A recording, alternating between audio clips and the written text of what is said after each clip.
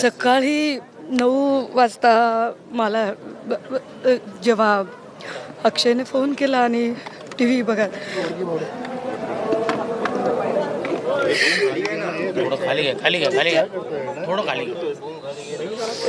आम्हाला आत्ताही असं वाटतंय की ही सगळी बातमी खोटी ठरणार असेल.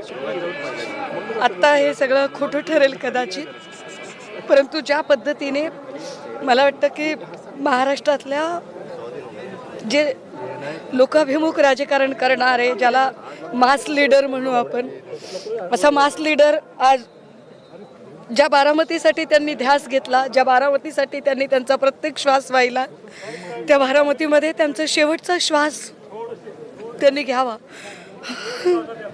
हे ते विरोधक असतील, ते विरोधी पक्षात असतील,